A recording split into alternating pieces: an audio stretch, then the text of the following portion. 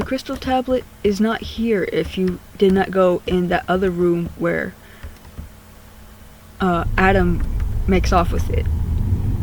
If you come here first and you don't go through that whole thing with Adam slinking away with it, it will not be here. And I remember because I got stuck for a bit because I could not figure out where the tablet was, and until I thought, do I have to go through that in order for it to appear? And yep.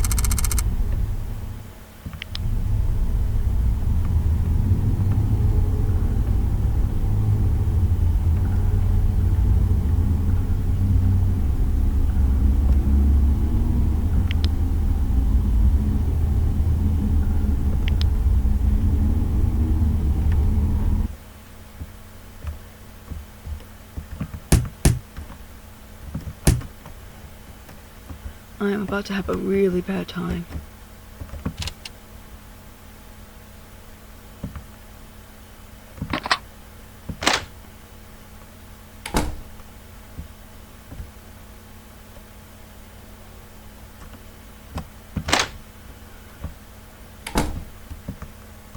Let's see if I can do this first try.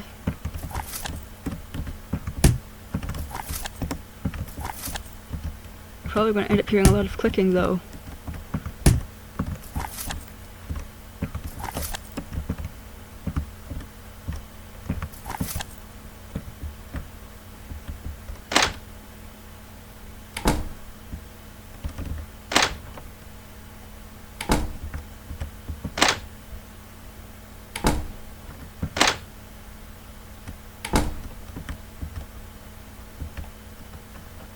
Oh, I never would notice that this watches you.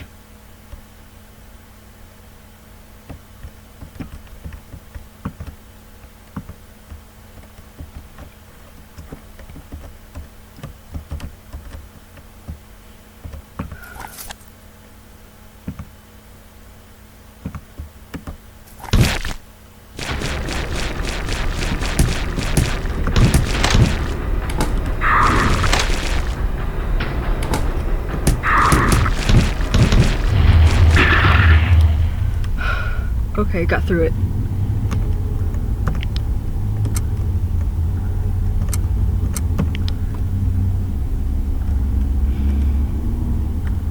Probably not going to end up having that much luck when I have to go through the other chase.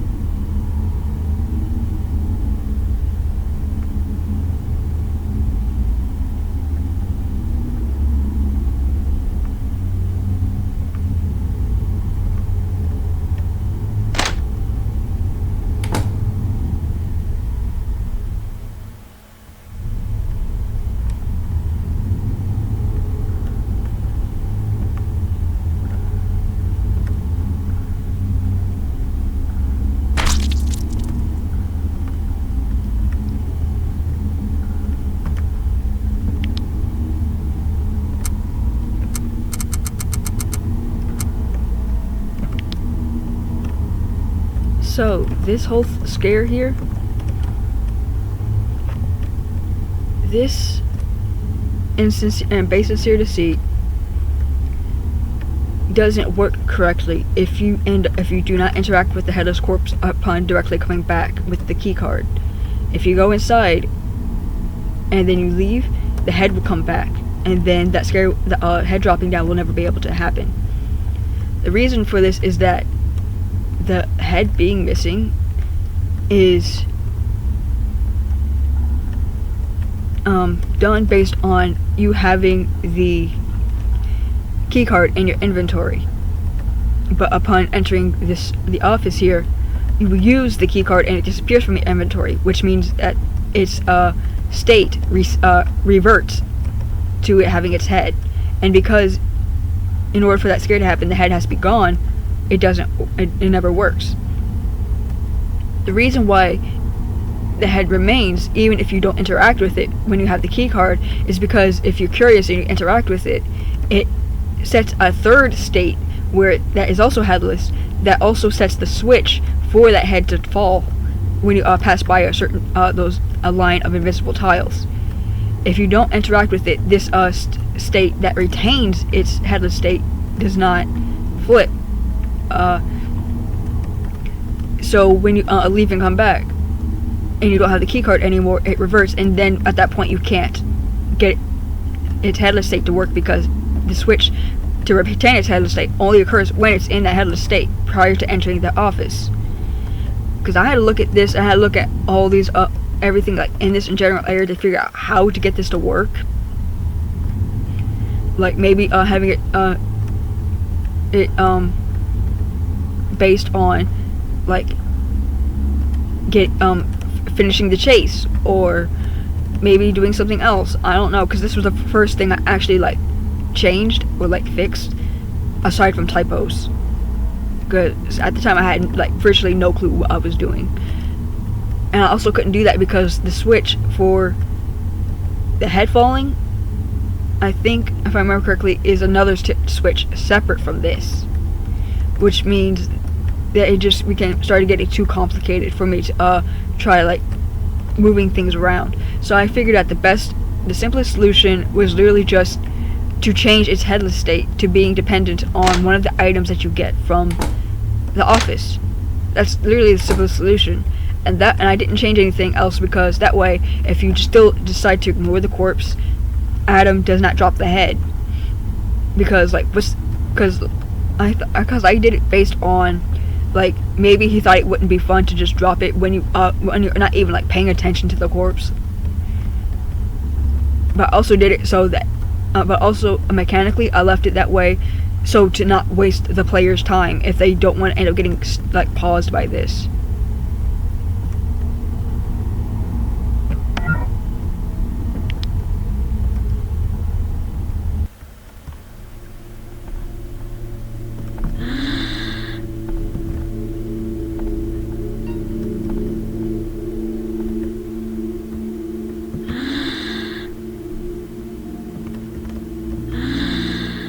You don't turn? Okay.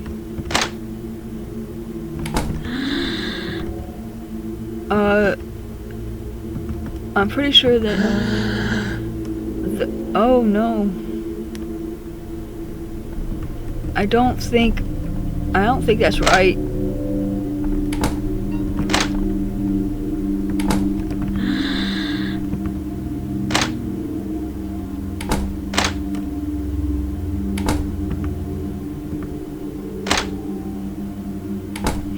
Okay, but also the thing with that corpse is that yes, if you do the thing with Magdalene and you give her the items, and then you decide to backtrack all the way to the medical ward, you have not interacted with the headless corpse, and instead of like going down to the workshop, which is like right beside the quarry after you're sent there by Magdalene, the head will end up having come back, because again all I did was just like have an additional page where the head will remain off. upon having one of the medical ward office items in your inventory. So once you no longer have it, it'll end up reverting again. But this time it's a lot more concealed, and you have to actually like really go out of your way to see that problem, instead of like completely coming across it by accident by just not interacting with the corpse. And I actually don't know how that ended up getting overlooked, because like there's one thing with like a scare later only occurring on one side of a pathway instead of the other, so to make it like seem random. So like maybe on one playthrough you saw it, another playthrough you didn't, you don't know why.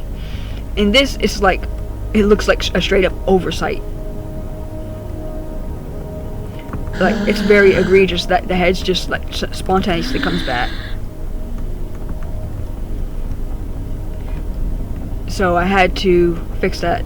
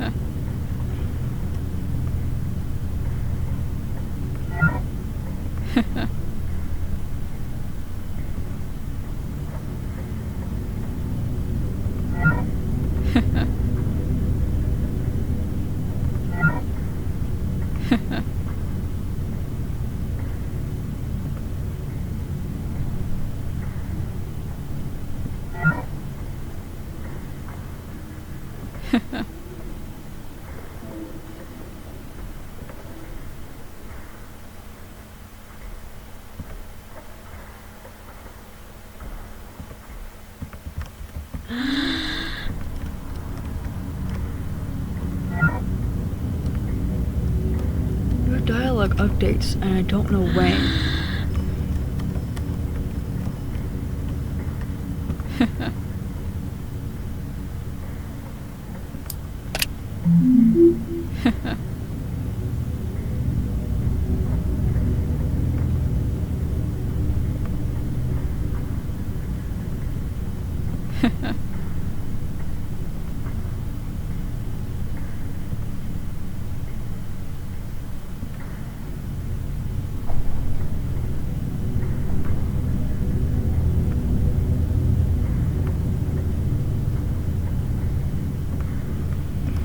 little bit of foreshadowing there when the handcuffs were overloaded. The battery flashed orange. Makes you wonder why Gaius created handcuffs that limit competence use. Your dialogue updates, and I don't remember when, because I remember there's a dialogue about her or something where she remarks on Magdalene being upset with her. I don't remember if that's only in 1.1.3 or not, or if I'm just not remembering.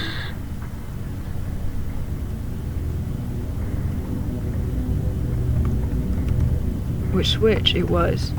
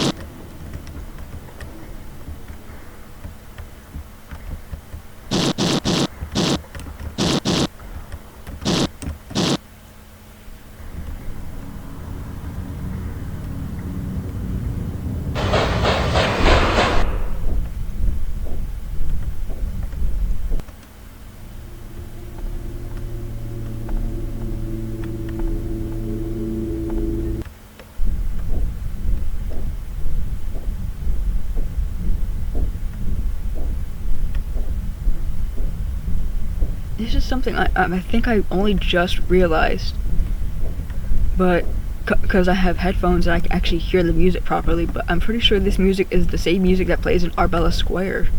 Well, not Arbella Scout in general, but like Arbella, Arbella Square.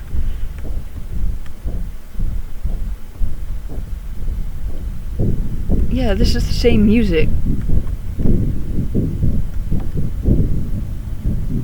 What I think might be the case now is that prior to Adam taking over what was originally the hospital, this whole area was actually still gray, but only the inside, it seems, was like impacted most by his influence, and then the outside is only like vaguely tinted red in a way, so it ends up being like grayish brown or something like that, instead of like pure gray or pure red like this.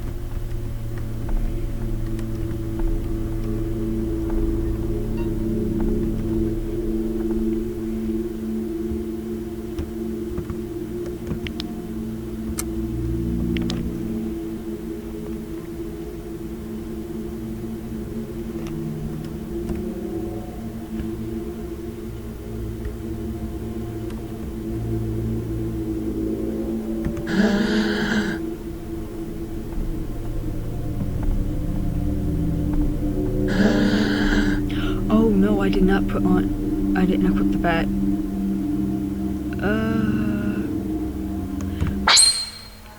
Don't die, I guess?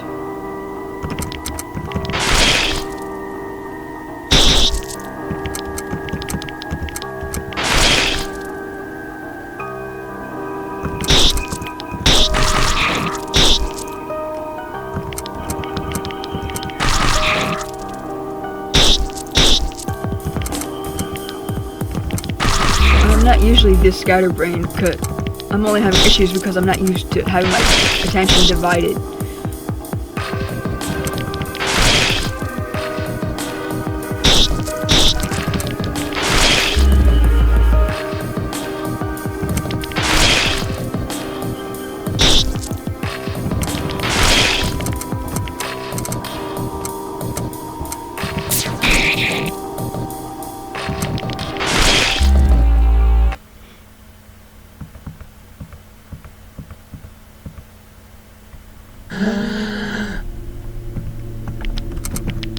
Oh, okay.